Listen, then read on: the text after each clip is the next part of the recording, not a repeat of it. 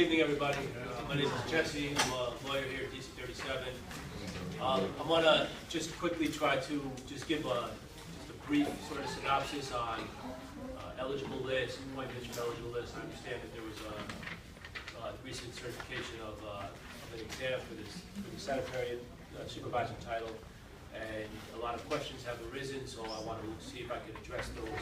I passed out what's Section 61 of the Civil Service Law. Section 61 is also known as the 1 in 3 rule. Michelle just talked about that. Well, hopefully we have enough. I might not. If I don't, okay. If anyone didn't get it, Fitz will make a copy. And this is actually the statute, the law. It applies to all civil service appointments in the state. And what the, I don't have it in front of me anymore, but what the law says is that any exam in the competitive class, titles in the competitive class, there's a list that's certified after taking the exam, and that list is in numerical order from the number 1 would be the highest scorer on the list, and then working its way down. And the way the law currently stands is that an agency has the discretion to choose 1 in 3 people starting at the top of the list. So if, for example, 3 of us are scores number 1, 2, and 3, they don't have to take and hire me off the list first. They have to hire 1 of the 3 of us, right, before they move to number 4, and so on and so forth.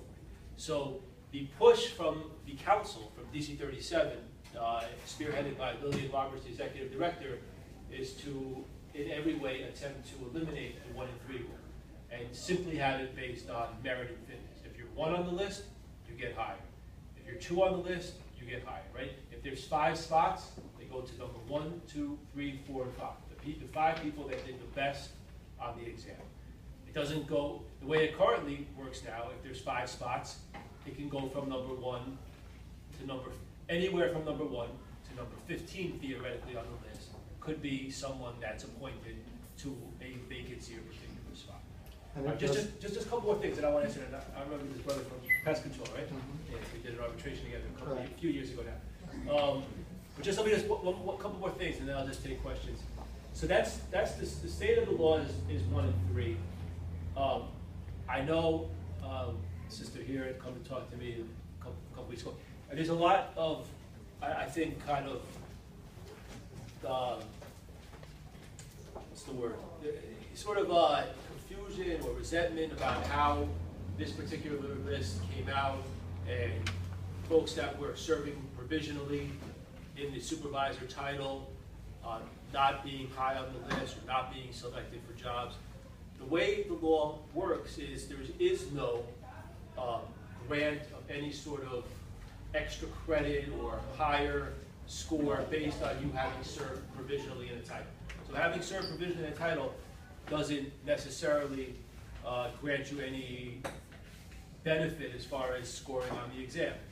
The exam is the exam, and those that score the best are at the top of the list, and those that score worse than that are down the list.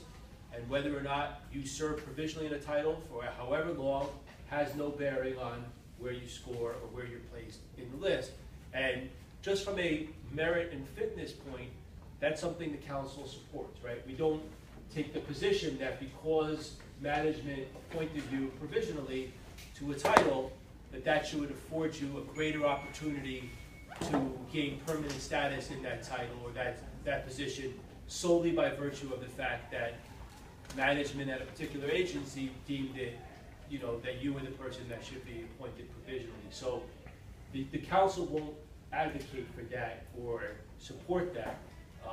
We support appointments be made based on, like I said, merit and fitness, meaning take the exam, and whoever did the best on the exam did the best on the exam, and then they call down the list, and that's the way it goes. And in fact, as I said, we're pushing for an even stricter interpretation of that, which is to not even allow them the 1 in 3, right? To go straight down the list. So